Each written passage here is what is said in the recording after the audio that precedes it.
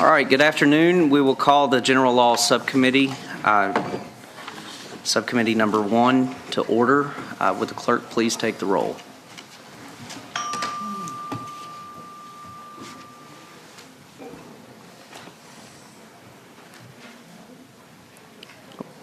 Okay. Please close the roll. All right, we have a quorum. So first on the agenda, we do have a number of bills at the request of the patrons that those go by for the day. And those are House Bill 1491, House Bill 1748, House Bill 1765,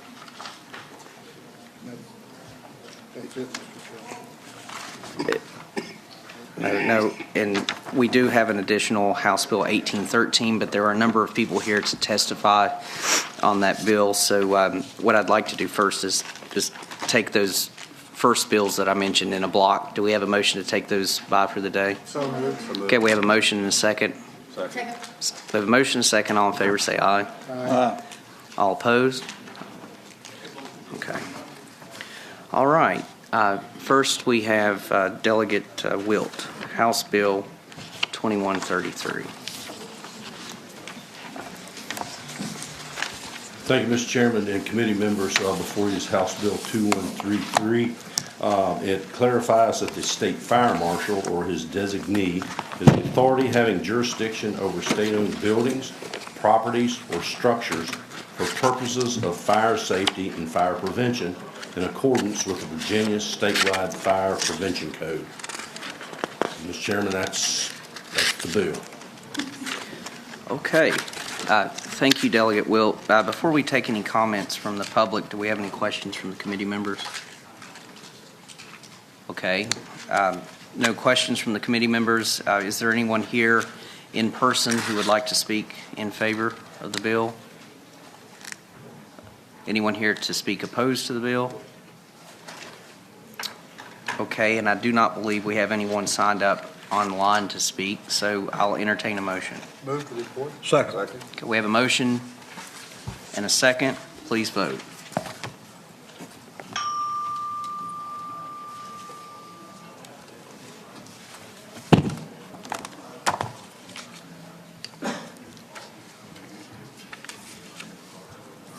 Okay, please close. Oh,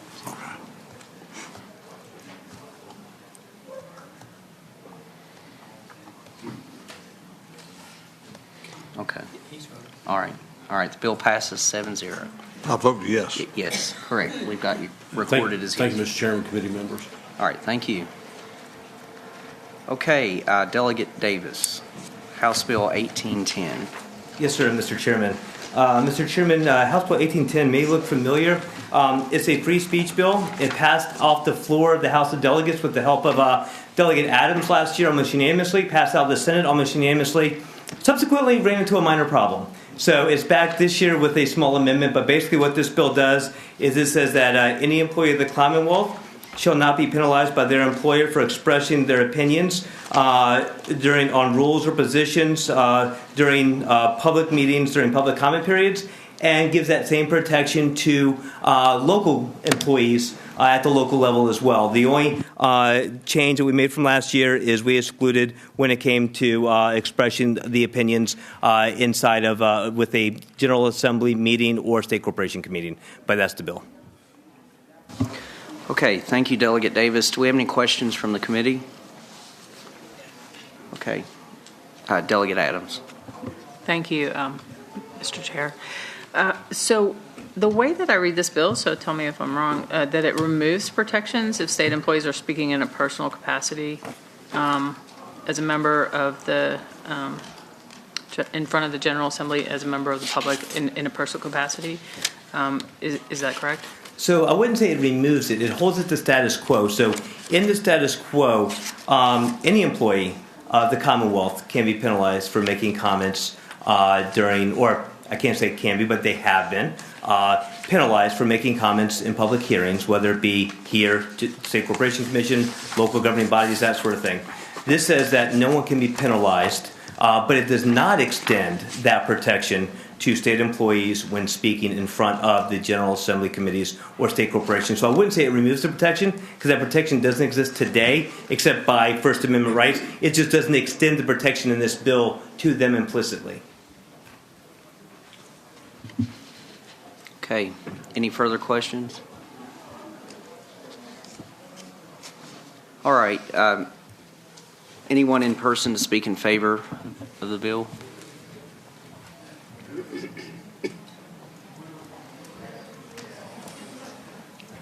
Yeah, Mr. Chairman, members of the subcommittee, Todd Gacky on behalf of the Family Foundation, and we support the bill. As we've seen in some local governments where there's been unfortunate situations where people have lost their positions because of speaking in a private capacity at the meetings. We want to just make sure that there are provisions in place that would provide protections for them going forward. So we support this bill. Thank you. Okay, thank you. Anyone here to speak against the bill? All right, I'll entertain a motion. Second. We have a motion to report with a second.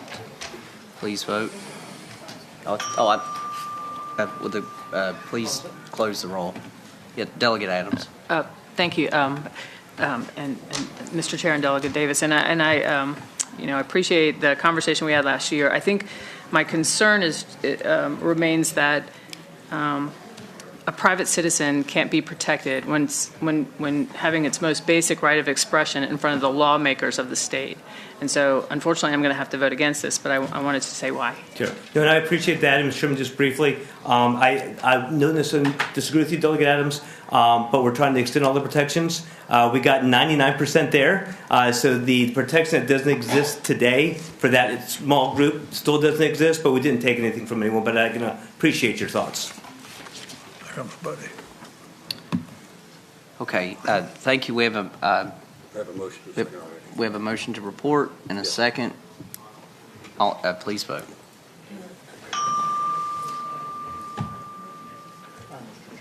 Thank you, sir. You're all doing a great job. Keep it up.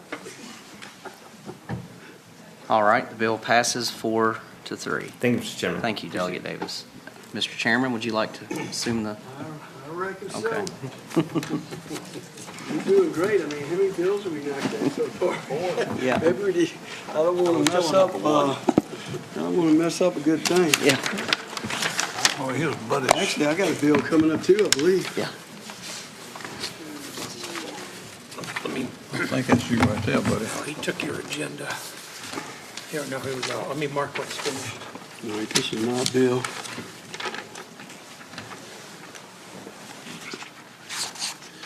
This is all my stuff here. I'm gonna. Mark the ones that are done. We might not have a lot left because a lot of them went by. Yeah, I'll mark those. That is done.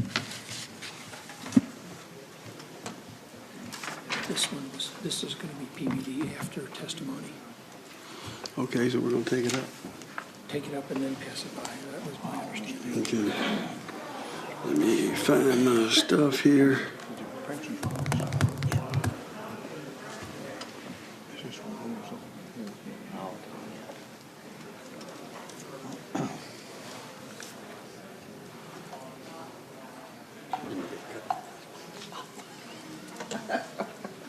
And if you need to get that packet here. Yeah. I think we're about right here, so let's see here. Put this up here. Okay, now which one do we want to do here? March here? Let's see.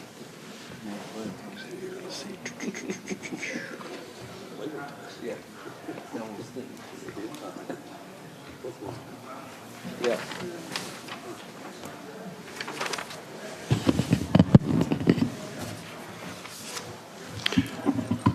Delegate Converse Fowler, welcome.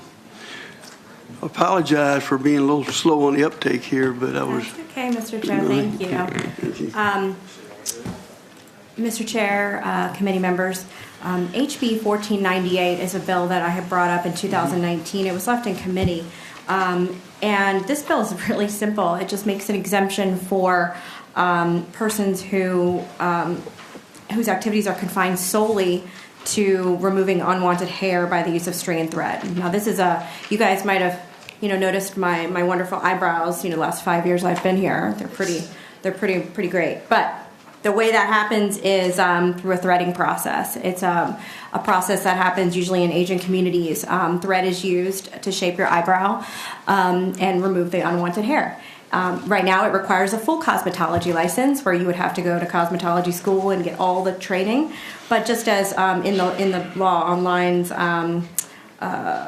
I think it's 28 and 29, 30 and 31, where you're just doing hair. You're doing blow drying, arranging, dressing, curling, or cleansing of human hair. Those things are exempt. And this is another thing that we're asking to be exempt, especially in the Asian American community. We find that this is a hindrance to small business owners to be able to open their business, because they have to get a full cosmetology license when they're not doing all the cosmetology things that would be involved with dyeing hair and the chemical process. So, Mr. Chair, I would like to entertain any questions, but just wanted to make sure I explained what it was right away. Thank you, Delegate Commersfeld. Do any of the members have a question for the patron?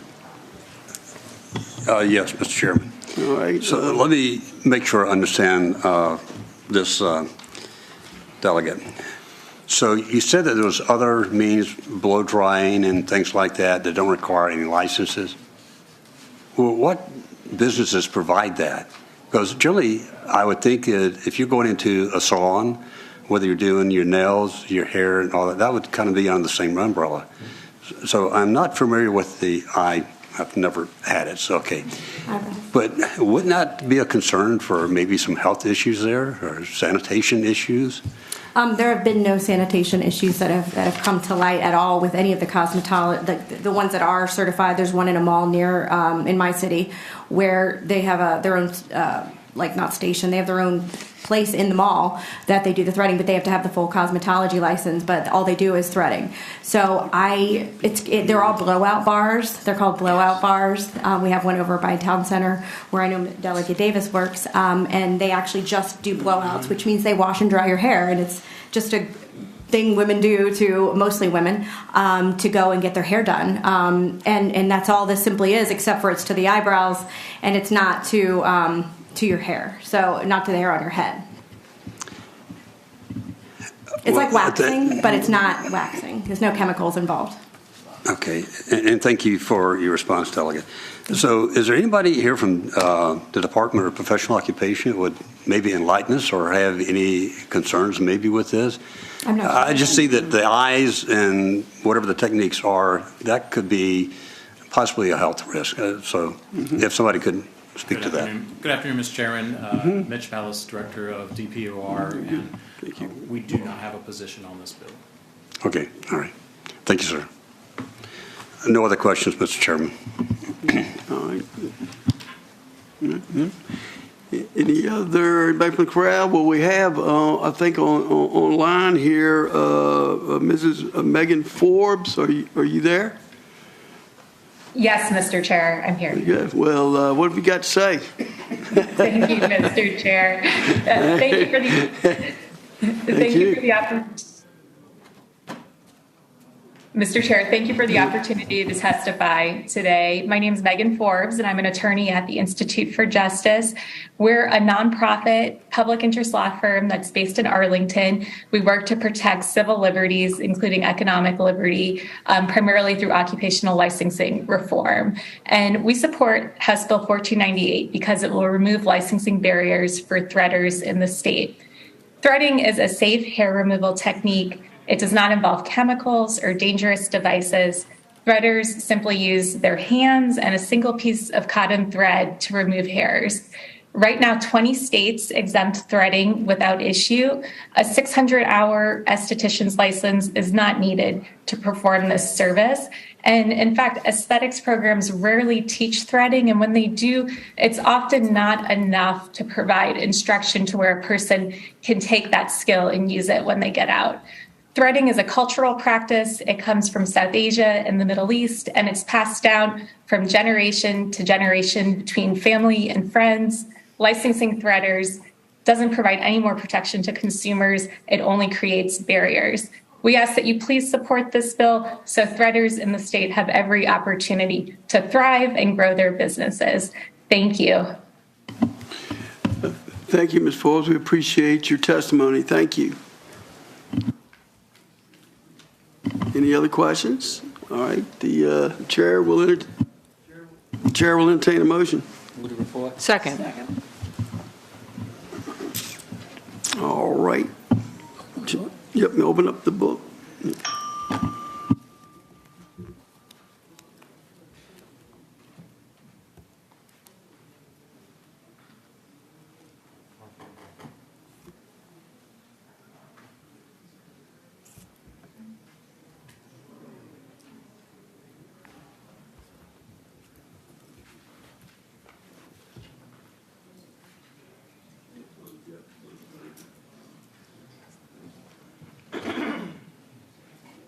The bill fails to report by a vote of 3-5 or 5-3, however you look at it.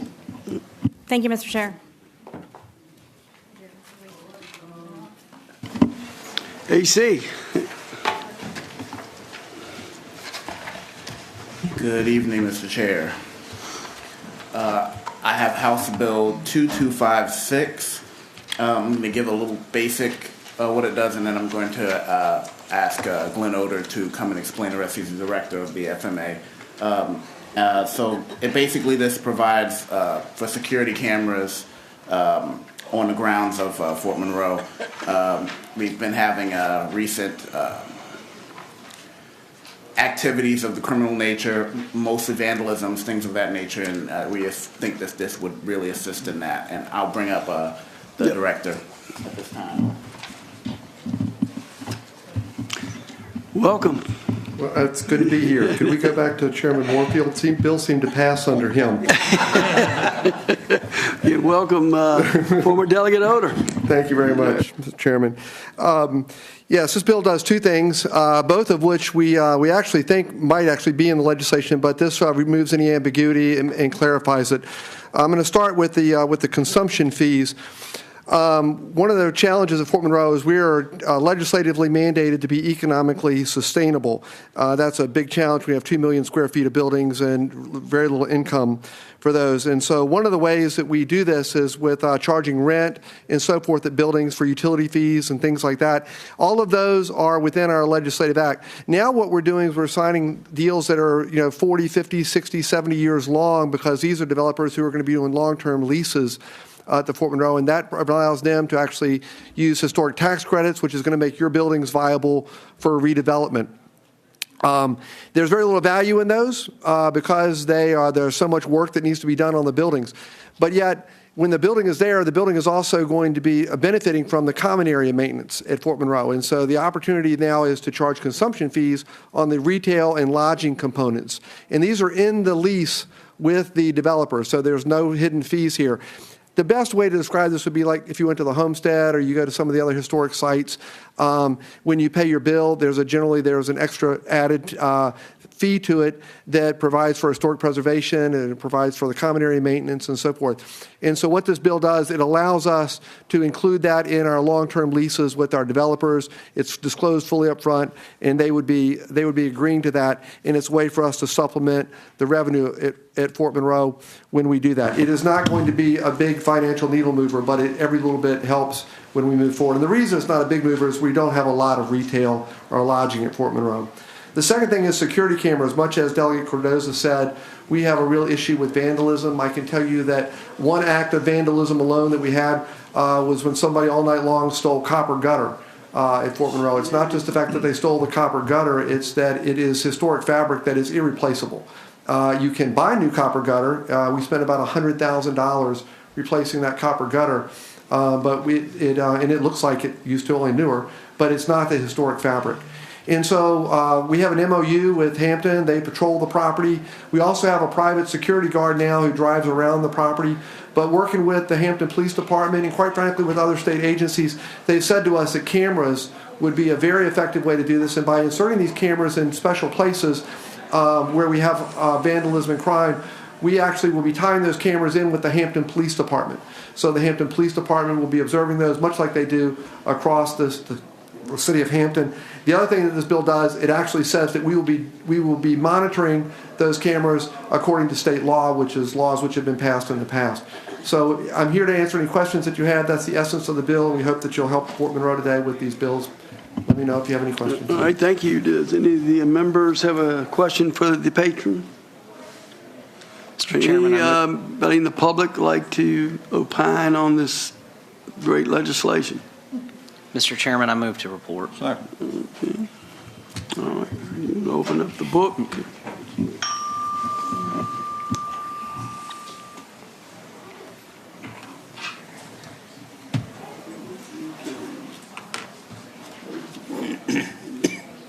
The bill reports 7-0. Thank you. Thank you. Let me see, I was looking around here. Mr. Chairman, Delegate Carr.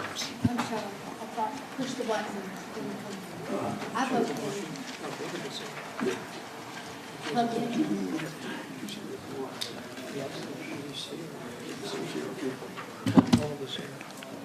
Delegate Bolivar. Good afternoon, Mr. Chairman.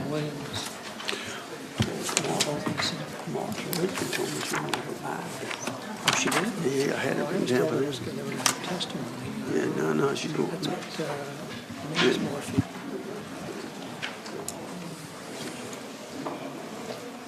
Did you guys say March's bill was going to go by, but they were going to have testimony? But she's not here.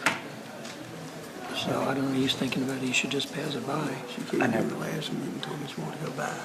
Well,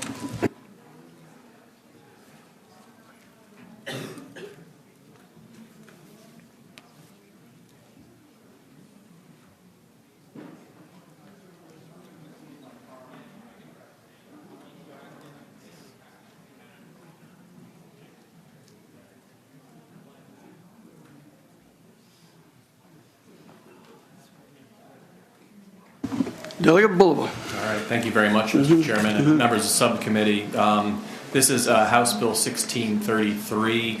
I'll give an overview. I'm hoping that I have my expert online who can go ahead and join us. But if not, it's relatively straightforward, and I think can go ahead and do the bill some justice.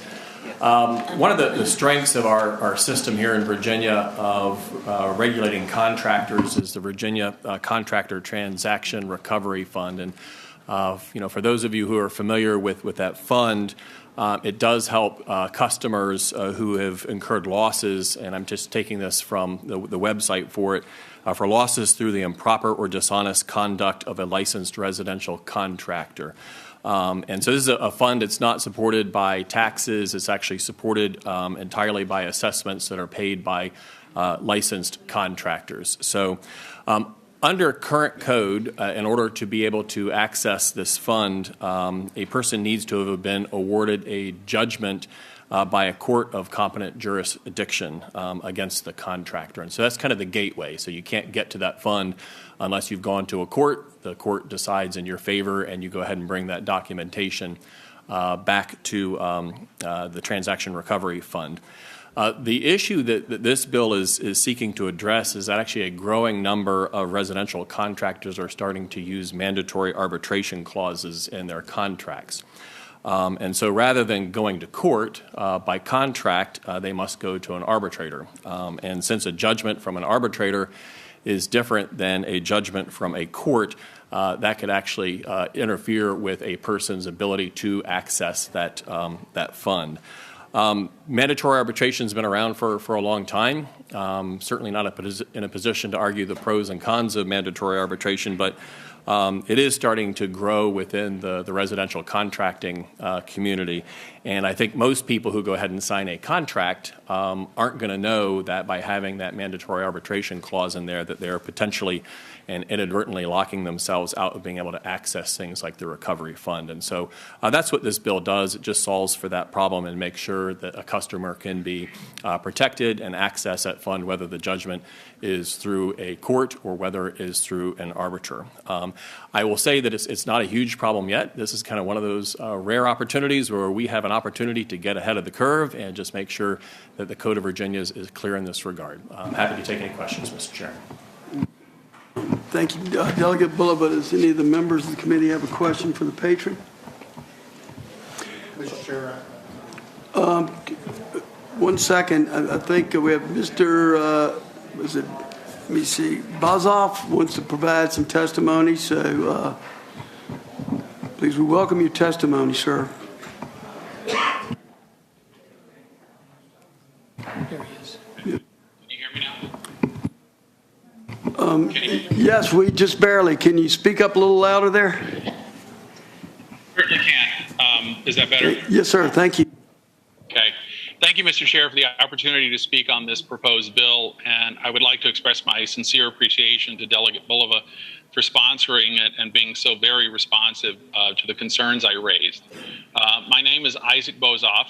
I'm an attorney with a commercial litigation and business services practice in McLean, and I absolutely support the adoption of this bill.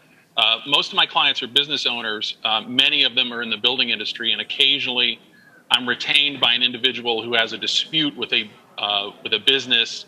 Usually it's a building contractor or a service provider in a related industry. Virginia actually has some exceptional consumer protection laws, as Delegate Bullivan mentioned. In particular, for instance, the Consumer Protection Act is a powerful litigation tool. And the Transaction Recovery Act, the Contractor Transaction Recovery Act, provides a means for consumers to get compensation when they've actually sued a contractor and won, and then that contractor has no assets, or they declare bankruptcy, or they just disappear. And the contractor fund is fully funded by contractor licensing fees, similar to other professions, such as the Virginia Bar's Client Protection Fund. What originally raised this issue was that last year I was retained by an individual who contracted with a pool company to build a pool, and the cost of the work was significant. And a dispute arose, and the client canceled the agreement within the stated cancellation period before the contractor had done any work, and the contractor refused to return the deposit. I reviewed the contract, and it had a mandatory arbitration clause, and that prohibited my client from going to court. And it completely excluded recovery of court costs or attorney's fees if the matter did end up in court somehow. I was asked by my client about getting compensation from the Contractor Recovery Fund. They had done their own homework. I explained the requirements for the fund, and in the course of that realized that if they would be ineligible because of the Act's requirement, the current Act's requirement that a claimant must first obtain a judgment in a court of competent jurisdiction in the Commonwealth. So in other words, a mandatory arbitration clause in a contractor agreement completely bars a consumer from accessing the fund due to the requirement that they must first obtain a judgment in a court. So it might also be argued that the mandatory arbitration could also make it hard, if not impossible, for them to access the Consumer Protection Act, but that's for another bill. In its biennial report for 2020 through 2022, DPOR states that it paid $1.6 million for the 2 years, constituting 104 claims. Each of those claims had to go through court, obtain a judgment, and then seek collection against the contractor and demonstrate that they had attempted to collect and weren't able to. On that same page in the report, it specifically states that a consumer must obtain a judgment against a licensed contractor from a court.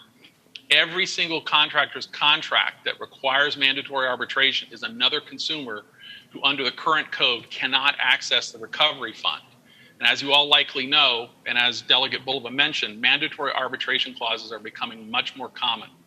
The proposed bill remedies this by specifically including awards from arbitration. Excuse me, Mr. Bozoff, could you sum up, please? Yes, sir. I was actually on my last sentence. This bill remedies that by making it equivalent to a judgment in court, and I urge the committee to support this bill. Thank you very much. Thank you for your testimony. Thank you. Delegate Bullivan. I think Mr. Bozoff summed it up extraordinarily well, and just really appreciate the subcommittee's consideration. All right. The chair will entertain a motion. Mr. Chairman, I move to report. Second. All right. The matter is before us. Mr. Clark, all right.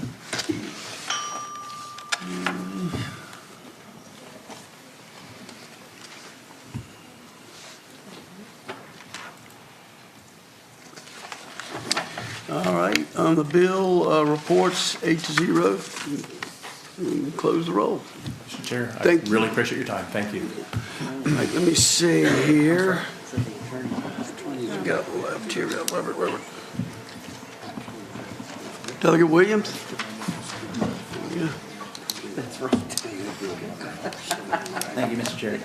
I do have an amendment to the bill that was introduced. Okay, Ashley?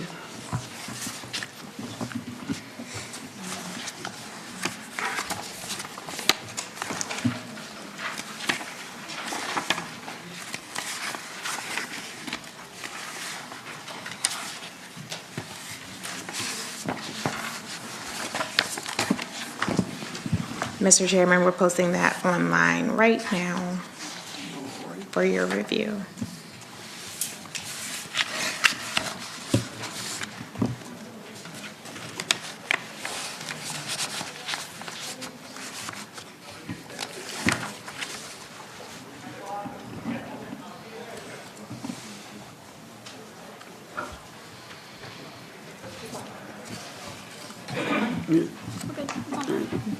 All right.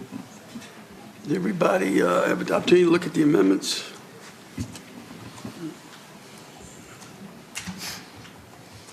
Do you have a motion to adopt the amendments? So moved. Second. All those in favor? All those in favor? Aye. All right, the bill as amended is before us. Thank you, Mr. Delegate Chair. Williams. So this bill started out with the idea that we'd like to be able to use active load stabilization mechanisms. And so this has to deal with cranes and loads that are traditionally stabilized through passive means, such as putting a tag line on it and holding it and on the ground, and eventually that tag line leaves the hands of the rigger and it heads on up. This is actually providing for an active load stabilization that utilizes technology such as gyroscopes and everything like a drone, but hanging heavy loads from it. The idea is this is advanced technology that will help stabilize it, will help not allow it to twist around. This same type of technology is used in helicopter baskets. I don't know if anybody's seen hurricane videos where the basket is just going like this, and you're like, that must feel terrible. So this would allow that to be used here in the Commonwealth. This bill began as sort of a direction, but through conversations with different stakeholders, including Bosch, we have amended it to ask Bosch to please write regulations on these two various types of equipment, to write the regs and so that these new pieces of technology can be used here in the Commonwealth. I have spoken to Bosch, and I know that they will likely speak on this. And online, well, I don't know what line you guys have, but in the second paragraph where it does talk about shall report by, I think you guys might have January 31st of 2024 right now. We're open to a friendly amendment if Bosch feels that they can't complete that. And I think we talked about a 2-year return. So if that happens in front of this committee, I would be amenable to that. I know there's people in the audience willing to speak in support, and I know that the Department of Labor is here as well. All right. Thank you, Mr. Delegate Williams. Does any of the members have a question for the patron? Delegate Carr. Thank you, Mr. Chairman. Thank you, Delegate Williams. Is this written so that it can be just concerning one company that provides this, or this will be a kind of a universal across the board for any company that provides this kind of service? Yeah, it's going to be very uses technology. It's going to be very generic. We try to write it broadly, and we also wanted to make sure that it remained permissive. You can use the simpler technology, the older technology, if you're using it on simpler systems, construction sites.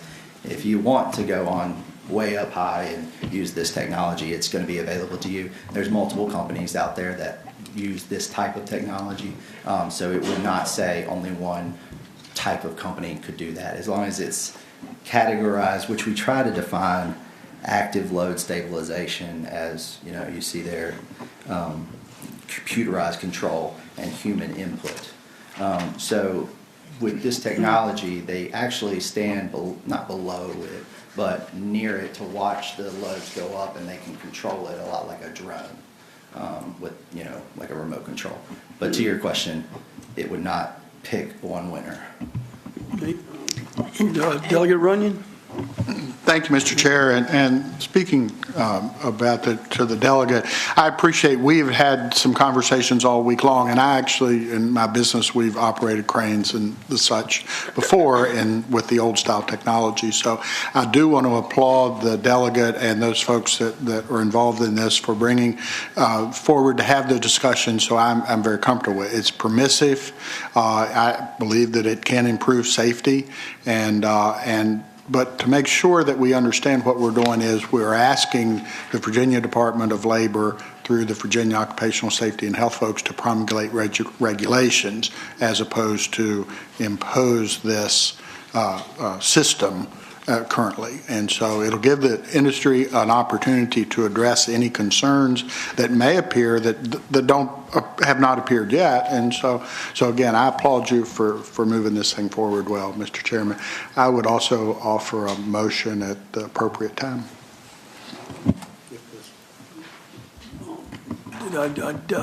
Excuse me, Delegate Williams, you mentioned you might have some testimony from some folks. That's right. If you just, whoever is in support of the bill, they're welcome to come on. That'd be great. Yeah, that would be, anybody in support of the bill? Me too. Yeah. Right now. Yeah. Wait a minute. All right, and briefly, please. I'll be as Thank brief you. as possible. Thank you. Thank you, Chairman Please. Fowler and committee members for having me today.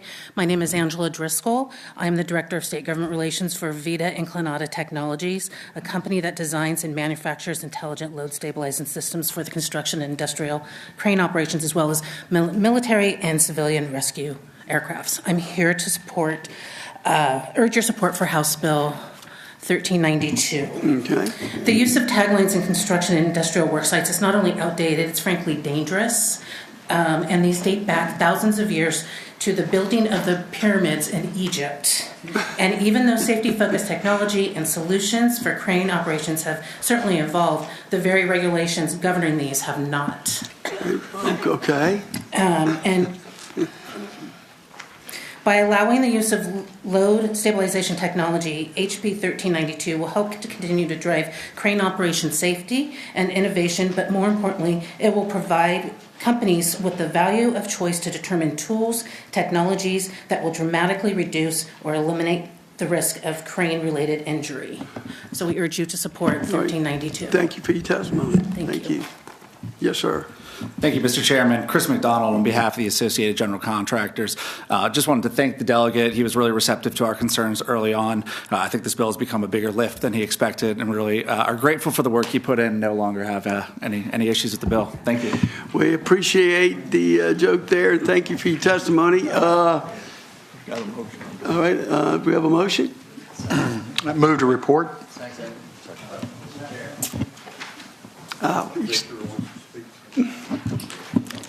Okay, briefly, sir, we're ready to vote. All right.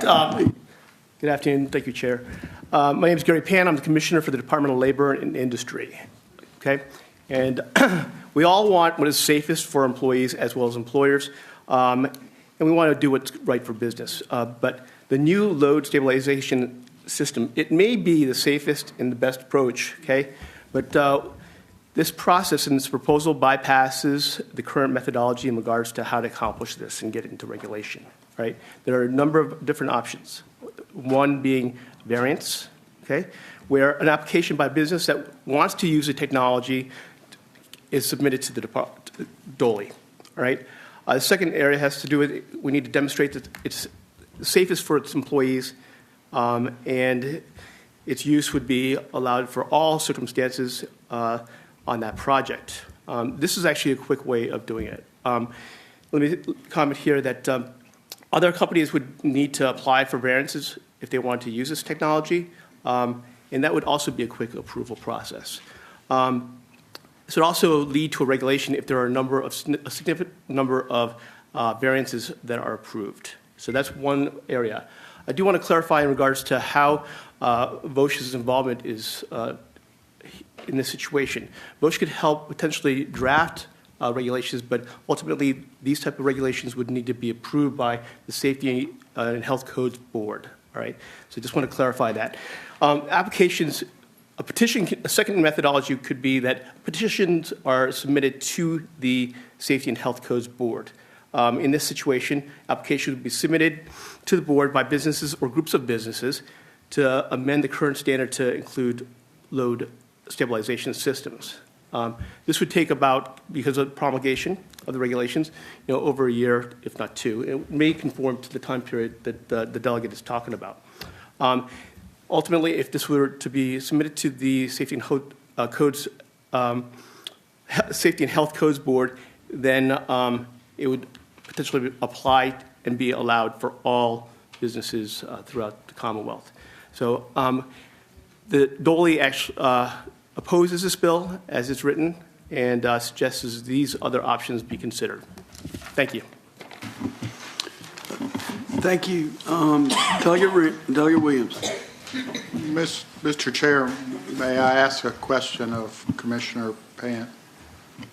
Commissioner King. Is this appropriate or not? Yes, it is appropriate. Delegate Runyon. Thank you. So I understand what you just said was that you opposed the bill as it written. Did that include the substitute that was just introduced that relates, that is it's a study to develop regulations over, I've forgotten what the period of time is, but wasn't it 2 years? Right. So the way that we look at this is that we would rather industry make application for variance or petition as opposed to requiring DOLE to Okay, so, and I apologize, Mr. Chair, if I may, apologize for skipping the part that I understood that variances are site-specific. Mm-hmm. So we would apply for a variance for the General Assembly building, and then we would need a separate variance applied when the crane moved across the street to the parking deck, and then a third variance for, that's not particularly business-friendly. So the variances are used for unique special circumstances, not for the industry day-to-day workflow. And so my intent when I agreed that I could support this bill was that it would go through the normal regulatory process. We were just asking the Commonwealth to do that. And that we would, my goal was to be permissive so that I could continue with the old technology, which is what my company uses, and have the opportunity for folks in certain circumstances to use this new technology if it were approved. So I'm somewhat confused with your all's opposition to the bill. So in the delegate, in the situation that you outlined where we had multiple instances and project sites, the variance request from the first one would take some time, but because of the studies and the research on the first one, the subsequent ones would be faster, right? And as a result, if we had a significant number of these, then we could consider regulation on our own because of the weight of those. Mr. Chair, follow up. Dr. Run. So again, not to be difficult, but a variance is actually, it should be for unique circumstances. It should not be for continuing business. And I think, to be frank about it, that puts a significant burden on the construction industry to apply for these, and it's not a particularly logical or rational thing. I don't mean to keep beating it. If perhaps that I should rescind my motion and that we would pass this bill by to have further discussions for personally, I thought we had peace in the valley, and so we apparently don't. So. Thank you, Delegate Runyon. I think we have a substitute motion, or Yes, sir, I would offer a substitute motion to pass by for the day. Substitute motion to pass. We have a second. Favor the motion to pass by. Say aye. What's that? So, Mr. Chairman, so the motion is to pass by. Yep, we have a motion in front of us, sir. Sorry. Yep. We have a motion to pass by for the day. Second. All those in favor? Say Aye. Aye. All right, bill's passed by. Let's go check. Yep. Okay, right now we're gonna. Sausage making. Yeah, we are. But anyway, but that's okay. Well, it's more important that we get it right. Right now, I want to invite Delegate March is going by for the day on her bill, but I know some folks have driven a long ways to provide testimony to this committee.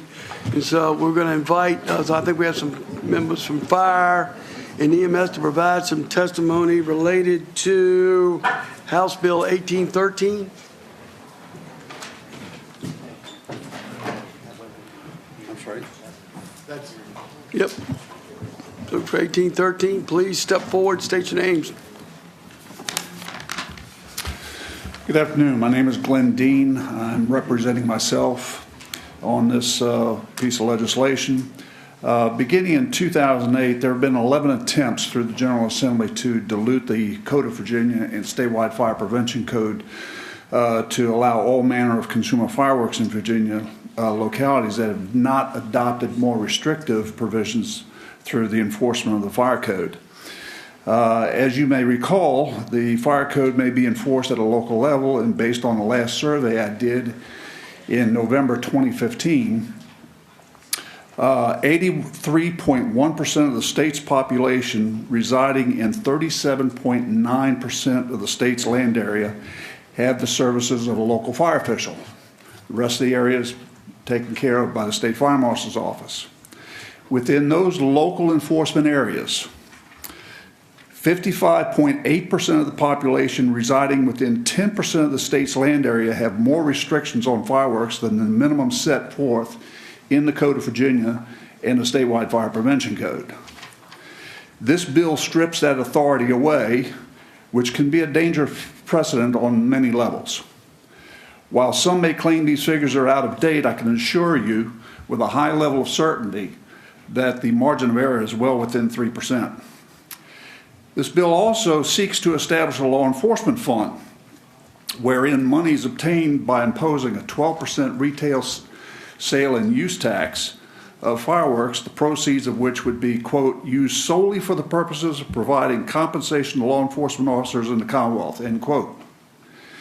Law enforcement, which I take to mean police and sheriffs, excludes the fire service and EMS providers, which would be the most adversely affected segments of public safety under this bill. This is neither right and it is wholly unfair. While some law enforcement officers could be involved if there's a criminal act using fireworks, it is the state's fire service and EMS providers that would have to deal with the negative effects of fireworks use by the public through its responses to fires and or attending to injuries, and it is they that deserve supplemental compensation. It would be the local fire inspectors and fire marshals, not police officers or sheriffs, that would have to deal with ensuring the proper retail storage and sale and handling of these fireworks, and it is they that would deserve the supplemental compensation. Excuse me, sir. Yes. Can you please sum up? We have several people behind you here, and yeah. The only other thing that I had was there was no fiscal impact or revenue generation figures associated with the bill. Thank you, sir. Appreciate it. Thank you. Hello. Thank you, Mr. Chairman, members of the committee. My name is Bonnie Atwood. I'm the registered lobbyist for two fire organizations, the Virginia Fire Prevention Association and the State Firefighters Association. Both of those groups oppose this bill, as do 9 other groups, but I will let them speak for themselves. I do want to put on a personal hat just for a minute. I am the mother of a child with autism. I am a past president of the Autism Society of America Central Virginia chapter. And the autism groups have asked me to read a very brief statement. The Autism Societies of Central, Northern, and Tidewater, Virginia, along with the Virginia Autism Project, oppose the bill because people with autism are adversely impacted by sudden loud noises. Fireworks can trigger sensory over-responsivity, SOR, an extreme negative reaction to sensory stimuli. Obvious risks become apparent as an autistic child in a spell of panic produced by fireworks may leave his or her home, get lost, and even suffer a serious accident. For those reasons, I ask you to oppose the bill. Thank you. Thank you for your testimony. Yes, sir. Welcome. Hello, Mr. Chairman, members of the committee. Stephen Seitz, I'm the Assistant Fire Chief in the City of Fairfax. Also represent the Virginia Fire Prevention Association. In the essence of time, I won't repeat, but we agree with everything that's been said so far.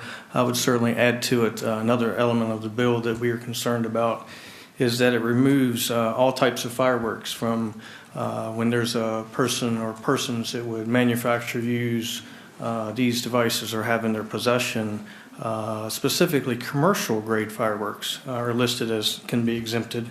And if it's used in a nefarious act, it's going to take away our ability to charge them under the criminal code. So that's another element of already what's been spoken to. Thank you. I appreciate your testimony. Welcome. Hello, Mr. Chairman. My name is Devin Cabot. I'm here representing the Virginia Fire Chiefs Association, and they, along with there's a total of 11 groups that come together to put together a legislative package for the fire services and EMS, and they have long-standing position to oppose the expanded use of fireworks in the Commonwealth. So we ask you to oppose the bill. Thank you. Appreciate it. Yes, sir. Good afternoon, Mr. Chair, members of the subcommittee. I'm Spencer Willett. I'm representing the Department of Fire Programs, and same beside me is Billy Hucks. He's the State Fire Marshal. So the Department of Fire Programs has some very strong concerns over the public safety aspects of this legislation and how it affects our ability, or I should say Billy's ability to do his job and maintain the safety of the Commonwealth, and also the localities that have their own fire marshals, their ability to maintain safety and make sure that we have safe fireworks shows and safe displays here in the Commonwealth. Thank you. Thank you for your time. I appreciate that. Thank you. All righty. And I think right now we're waiting on Delegate Weber to show up here, but that will give me the opportunity to get to present my own bill. But I think somebody come here and sit, Will Moorfield, and I'll just go and vote on your machine. You can vote on mine. How about that? Well, let me get my bill here. 1930. Thank you. Yes. Don't run off with my iPad.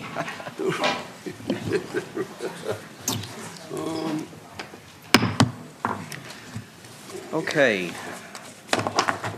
House Bill 1934, Chairman Fowler. Thank you, Mr. Chairman. This bill,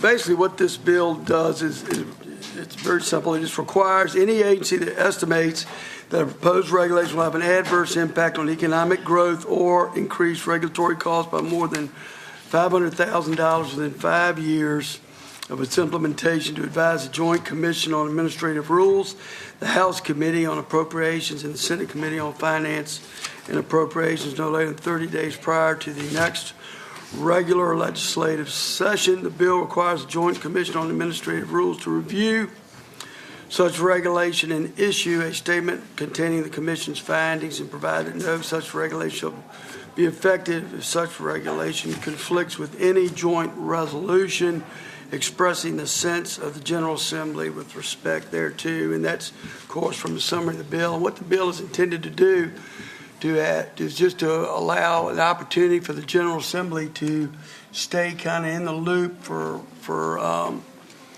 regulations that have a big price tag, and of course several states, well, a lot of states have doing this.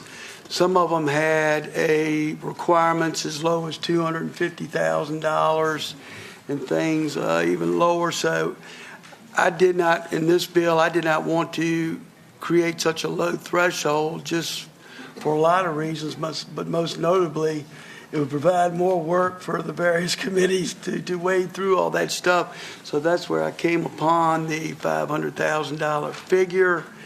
And so again, and this just provides a little more insight for the General Assembly who has to manage the purse strings to just be involved in this, in some regulatory oversight. And that's essentially simply what the bill does. And I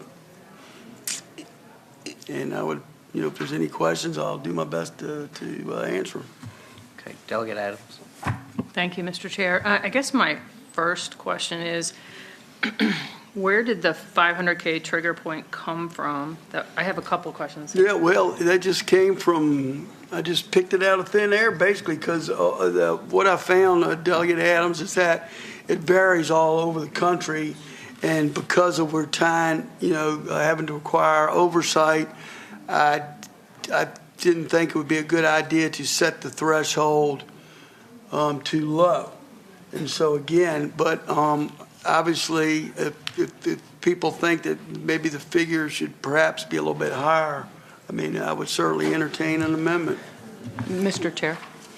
Yes, Delegate Adams. So what it made me think about was that, at least the way I read it, it seems to take into effect, it seems to not take into effect the benefits, right? So like when you do a cost benefit analysis, you're looking at, okay, this is the cost, this is the benefit, is it worth the cost? And so it just seems one-sided this way because it's not really taking, if you make an investment and then you hope that the investment pays off through growth, and it just seems like it's not really taking in the whole picture, it's just sort of triggering this. All right. Well, okay. Well, thank you, and I appreciate what you're saying. But by the same token, it would also be a little bit one-sided for the regulators or administrators, whatever we want to call them, to promulgate a regulation with a certain price tag on it and not have any oversight from folks who are actually elected by the people, I would say. Mr. Chair? Yes. So do we have any precedent for something like this? Because 500K does seem kind of small. Is there any place else where we have some similar precedent that we could say, oh, it makes more sense that it's $1 million or?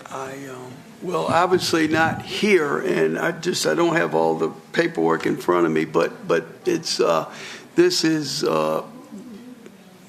going on in a number of states already. Yes. Speaking to the bill. Okay. When it's appropriate. Yes. So do we have any other questions from the committee members? Okay. Do we have anyone here to speak in favor or against the bill? Okay. Delegate Adams.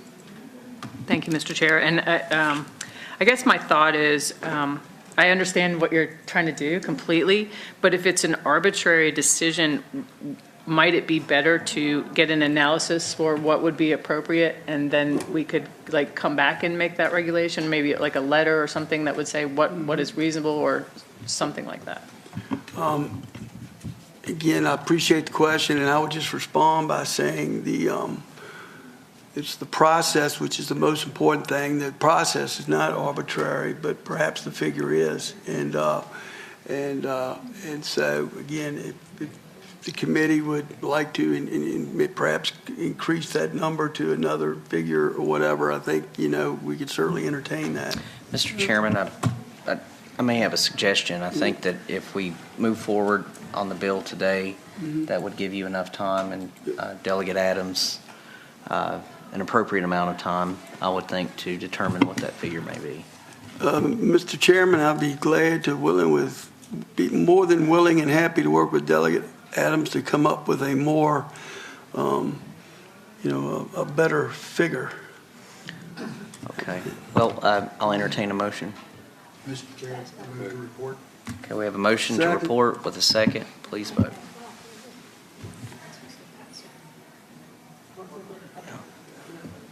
Should I vote over there? So we had a motion to report. Mr. Chair, before we call a roll to vote, could I ask just? Yes, I'm going to vote no, just so I have a trigger for me. It doesn't mean that I totally want to work with you. Okay, thank you.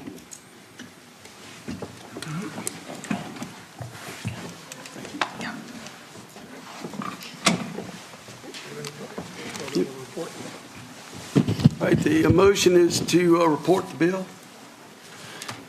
members shall cast their vote on the machine here. Three triggers. Where's the thing at? Is this it? That one. It had three triggers. That's like a triple barrel. I tell you, I'm running all over the place here.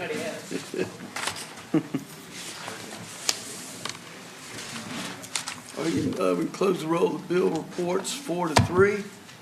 We can close the roll. Let me see if I can get a hold of Delegate Weber here.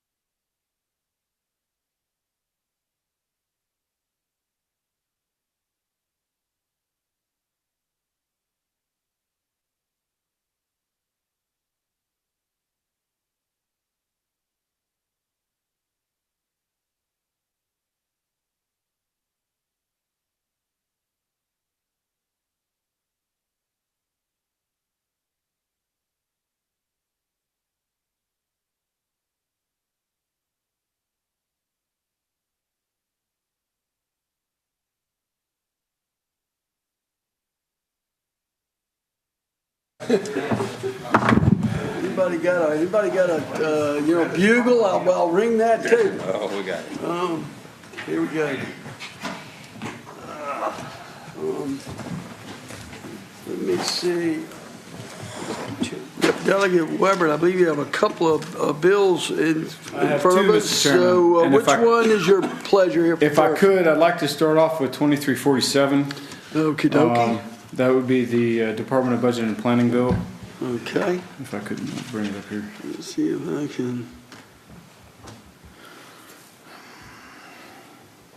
What this does, Mr. Chairman, essentially is it expanded a few years ago. We did House Bill 883, that was a regulatory reform pilot bill that we did with the Northam administration, with Secretary Lane when he was Secretary of Finance, in order to streamline and look at our regulatory system.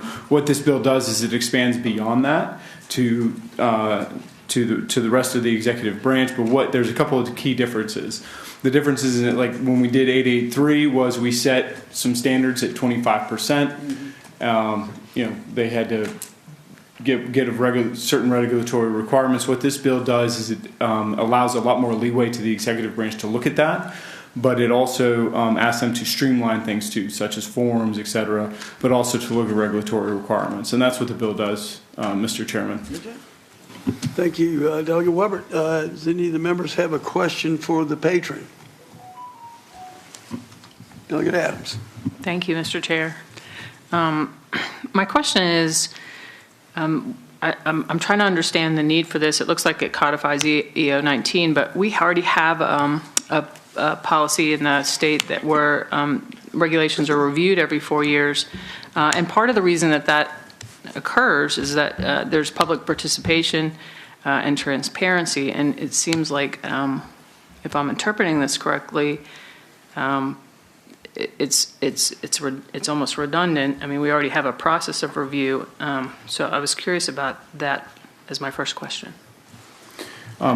So it sort of codifies, but it also what it does is it ensures that it's in our code that we continue to look at this and things get posted to the town hall for transparency as to streamlining this. Part of the reason we started with a pilot program and would like to expand this is that we did, in the 90s they did some similar things in regards to regulatory reform, say in British Columbia. They've done it in other areas where the public can continuously see and feedback via the town hall, and then with the person in place, another governor can't come along and just stop. Any other questions from the committee? Speaking of the bill when it's appropriate. Okay, any questions from the audience? Any for or against the bill? Mr. Chair, Ben Knotts with Americans for Prosperity. Just to give a little bit more context to what the delegate was saying, we worked with DPOR. I know y'all remember Mary Bros Vaughn, and so we found that what she discussed with us is that the pilot program was kind of, when they use like a 25% metric, you've basically boxed them in with regards to the innovation that they might want to address. So, for example, sometimes it might make sense to have more regulations, believe it or not, when you have a space that's basically a round peg and you're trying to shove it into a square hole. And so, like blockchain, for instance, right now we don't have a lot of laws for the blockchain.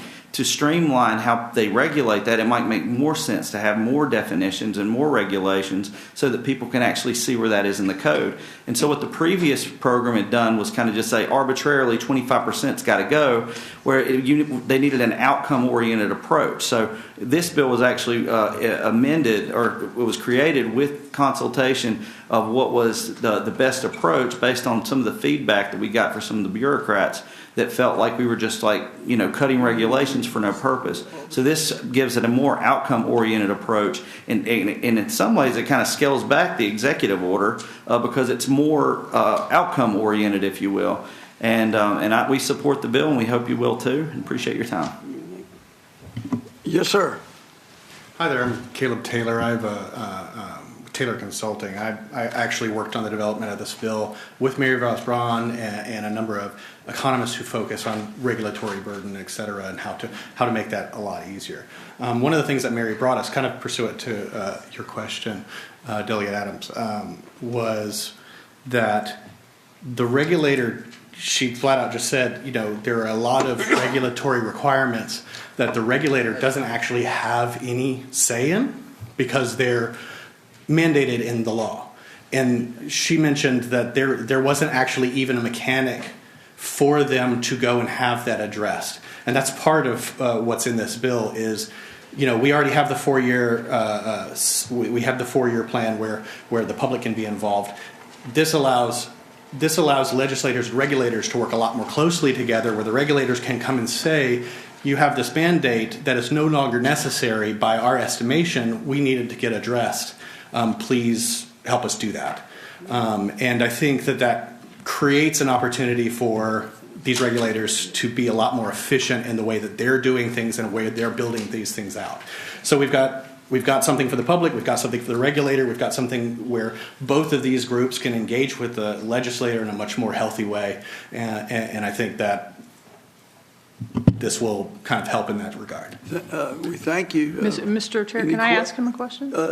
Yes, Delegate Adams. Yes. Thank you so much for your information. So what you're saying is that it doesn't eliminate the public participation and transparency of every 4 years, and that what it is doing is giving an opportunity for.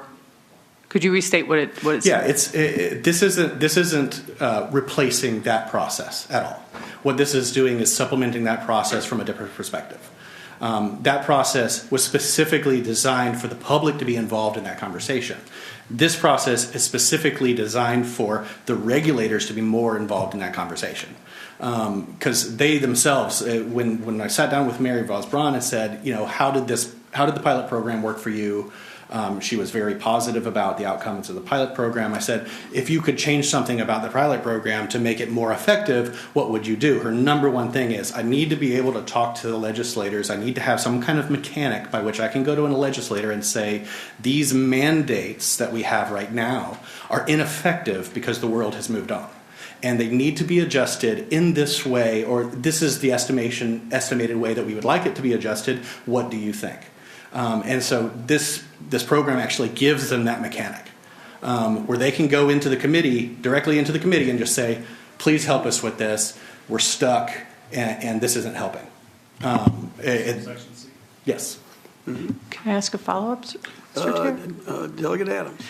So are regulators prevented from participating now? It's not so much that they're prevented. There's just not, from what I was told by the regulators, there's just not a mechanic by which that they can really engage in the process as much. They can come here and they can testify, but they come here and they testify on bills that are already made. They want to be able to come to the committee itself and propose to the committee, would one of you carry something that would fix these shortcomings in this particular regulatory or non-discretionary regulatory requirement? Delegate Carr. Thank you, Mr. Chairman. So they would read that, why can't they do that without having it written in code? I guess I don't understand.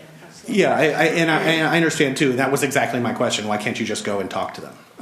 And the response was, yeah, we can go and talk to them, but we don't have like an official mechanic by which to do that, and we need that. Delegate Carr. It makes it easier for them to actually engage with the committee as an official body, with them being an official body. Right now, they can meet you in the hallway and have a conversation with you. But from what the regulators were telling us is we want to be able to have an official dialogue with the committees, with the whatever relevant committee there is, to address these situations. And we currently do not have a mechanic to do that. And so this is just. All right. Thank you. If I could, Delegate Weber. Mr. Chairman. Go ahead. Delegate Weber. May I? Yep. Thank you. Okay, so just real quick. Basically, it sets up a means where this is a continuous process rather than waiting for new secretaries or something else to be the mechanic in which we engage with some of these folks. And in subsection C of the bill, it identifies when an agency identifies these things, they will make that then report to the General Assembly, and then we can decide on whether those mandates need to still be involved or not. And so it's a continuous function of, I would say, almost a continuous function of customer service between us, the regulators, and our constituents. Does that make sense? Yeah, what you're saying. I think Don's still like, sorry, Delegate I'm Adams. not sure that's necessary. I apologize. That's my feel. Mr. Chair, may I? Delegate Adams. Thank you. I guess, to me, it just seems out of context with sort of normal operating procedure in that you have an executive branch. I know you're saying that's the point. I get that. But you have an executive branch who provides the leadership of the state. That's kind of their job. And then we make laws and influence some of that. But at the same time, when a new governor takes office, they oversee the direction of every agency branch. And so I'm not really following how this flows. So that's my issue. I'm going to research this some more, but today I'm going to end up voting no because I feel like I still have outstanding questions. Thank you. Does any of the members have any other questions? Delegate Runyon. Thank you, Mr. Chair. I would just like to comment that in my review of it, I thought we did a good job with it. And what I see that it does, it offers a nimble method to respond quickly to our constituents. And, that's the whole state organization. So I applaud the efforts of administration and the delegate to move forward. Would offer a motion at the appropriate time, Mr. Chair. Move to report. We have a motion to report. We have a second. Second. The bill has been moved to report and seconded. Open up the roll. George.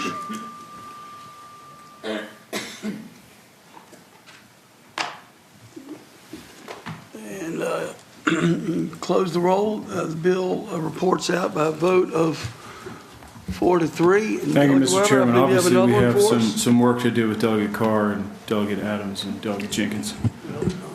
Better get busy. After I present the next bill, Mr. Chairman.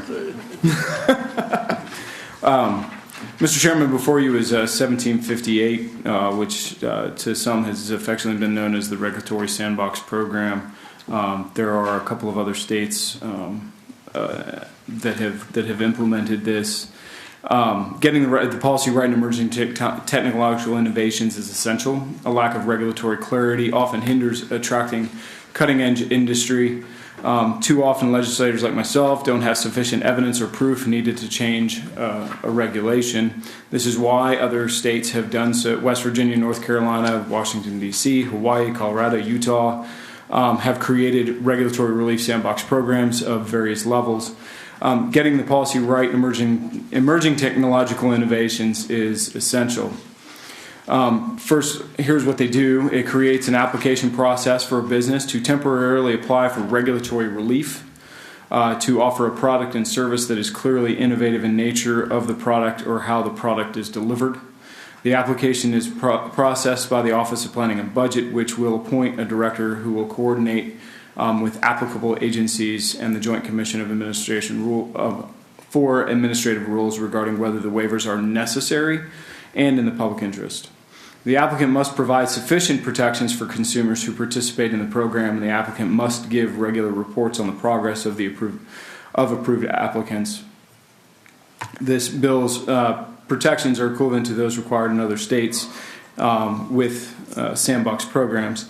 The result of the program will demonstrate whether the regulatory code is sufficient as it stands or if it should be updated to accommodate the innovations in this specific market. In short, it ensures that we have a process informing us, the legislators, on what is happening in the market and how we need to update the code accordingly. While there are some here today who oppose the bill, basically the reason is, how many times have we brought legislation forward and revolved? So, for instance, Delegate Head is brought forward piece of legislation last year in regards to Bitcoin or cryptocurrency and things like that. So as we move forward, this is an opportunity for an emerging industry to do like basically a small pilot program, figure out what we need or whether it needs to move forward at all. And so that's what the bill does, Mr. Chairman. Thank you, Delegate Weber. Do the members have a question for the patron? Delegate Adams. That's what I'm here for, right? Thank you, Mr. Chair. So my question is really related to the broadness of the language and the potential implications because it's so broad. So my question is, if this is, as I've read about sandboxes and the origin of sandboxes, it's really about financial technology innovations. And so if that's the case, then it would just seem like, let's say that, because my concern is that you could also apply sort of this same legislation to public safety and public health, the environment. And so that's my concern with it, is that it doesn't specify financial technology and innovation. And if it did, I could totally see why that would be very helpful. But the broadness of it concerns me. Can you speak to that? Well, I would say so for instance, there have been instances where we end up having to change the code to be flexible in emerging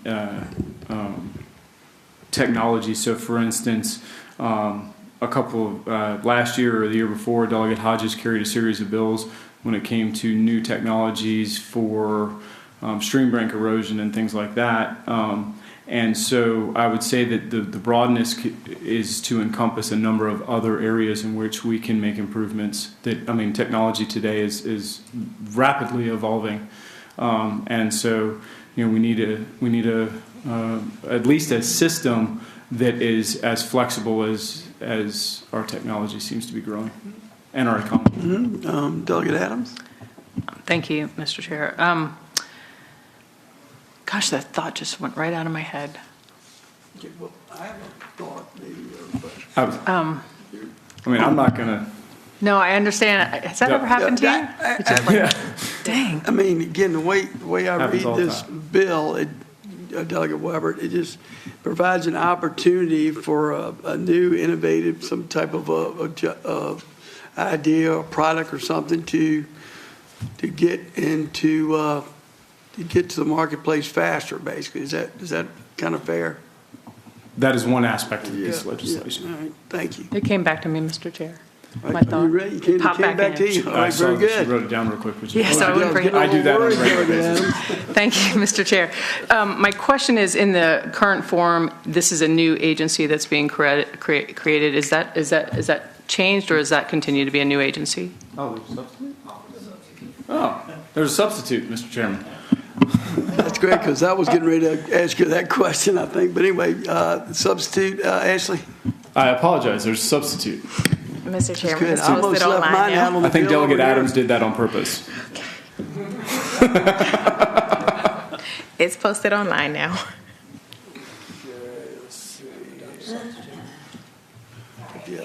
We have to adopt the substitute. Adopt the substitute of a motion. Move to adopt. Second? All right. All in favor say aye. Aye. All right, the substitute's before us. Since I can't see it yet, Delegate Weber, can you describe If I the could, substitute I'll for phone a us? friend, because I think part of the reason that we brought the substitute is it eliminates the new department sort of aspect, which has a much bigger fiscal impact than the substitute before you. So that would change the structure a little bit. So I'll have somebody kind of describe how that changed. Simply put, what we wanted to do was do what was modeled when Utah did it. We thought everybody would understand it better if we were just saying it was a department and it'd sound cool. So we just eliminated that and said we're going to house it in the Office of Planning and Budget, which is what when we talked to some regulators, they said that was probably the best place for it because that's one of their outcomes.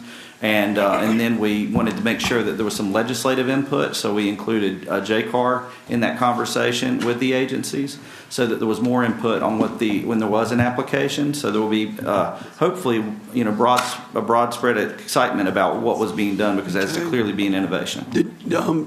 Excuse me, did you say JLARC? Or JCAR, the Joint Okay, Commission. gotcha. Okay, good, thank you. Yes, Mr. Chairman, the Joint Commission on Rules. Yeah.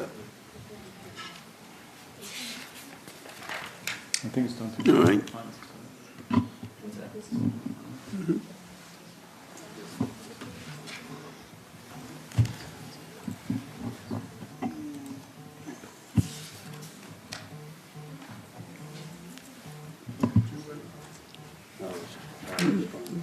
Delegate I Weber. apologize. Do you have a printed copy? I have not evolved in the sandbox realm where I... It's been a while since you've been in the sandbox. Thank you, Mr. Chairman. Delegate Weber, does this bill, with the substitute, is there fiscal impact? I'm just curious. I'm not sure what the physical impact is. The Department of Planning Budget has funding set aside. Do that? Okay.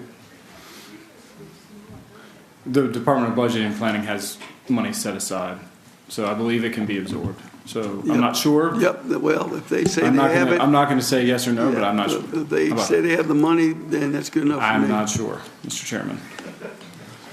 I know that there has not the physical impact.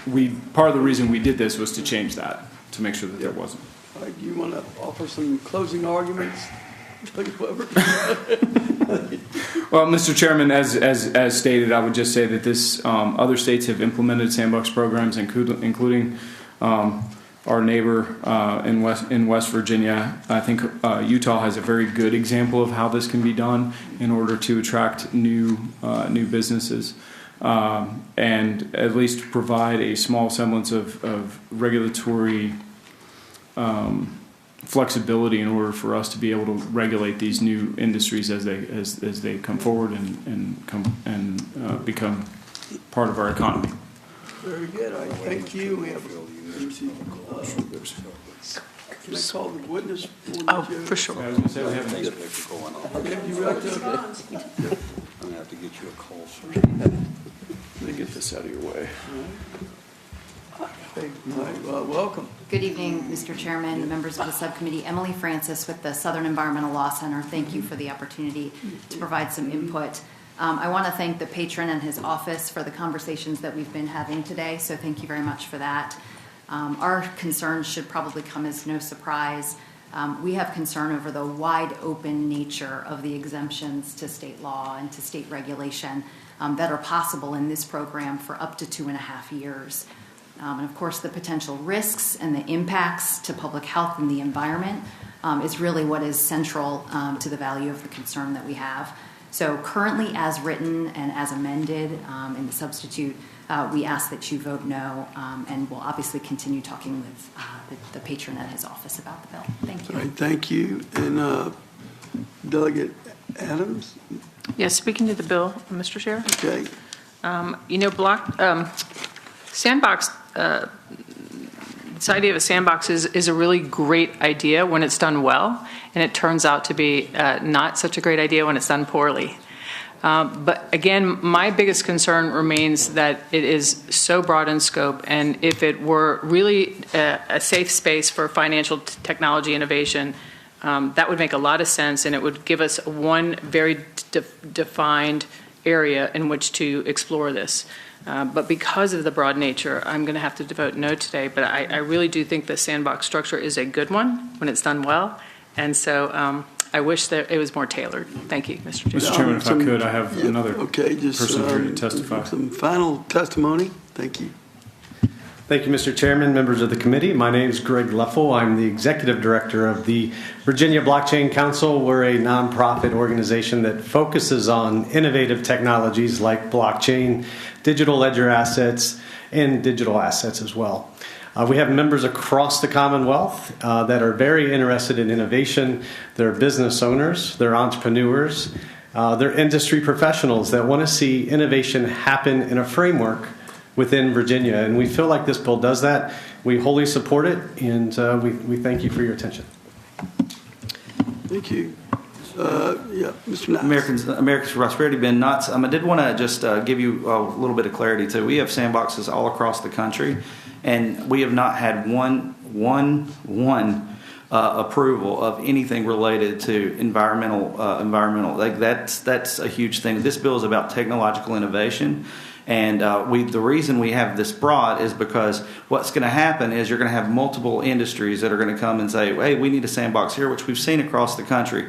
There was one for an agricultural sandbox because specifically they were barred from letting an AI controlled farming equipment because they had some regulation about how somebody had to drive one. So they needed regulatory relief there. So to save and when we were working with the Department of Health Professions, because last year we had a healthcare sandbox, they suggested there would be a director that integrated with all the agencies because some potential projects could have interagency, like EMTs, for example, if they were to try to do something, you have to deal with transportation, you have to deal with DMAS, you have to deal with the Department of Health Professions. So they said it would be better to have an agency that was, or somebody housed in the executive branch that would work as a director to integrate with these other agencies. And that was where the suggestion came from. And we are happy to look at some improvements to the language to address those concerns, because this is about innovation and making sure Virginia is the home for innovators. And that's what we're trying to get to. Thank you. And you wrap up. Mr. Chairman, if I may also, the previous witness, I think the witnesses explained why this is a good piece of legislation moving forward. But however, I will clarify on the budget. We submitted a budget. There will be.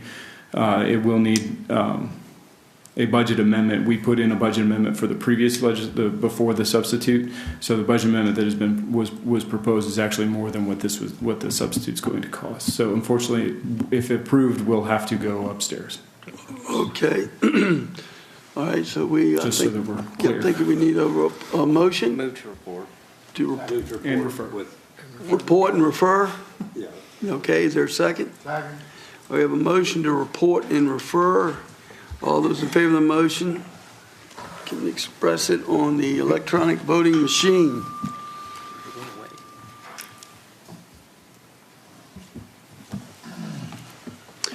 All right, now we close the roll. And the vote is, the bill is reported 4-3. And thank you, Mr. Chairman, and thank you all for waiting for me to get over here. I appreciate you're it. welcome, but it's Whoever's going to cost you goes, that's a private Come to my office. I want to thank our clerk and our staff for hanging in there with us. And you know, as we get a little bit further along, I think it'll probably get better. So thank you. We get these bills done. Delegate Adams, I want you to get with. Yep. We're adjourned.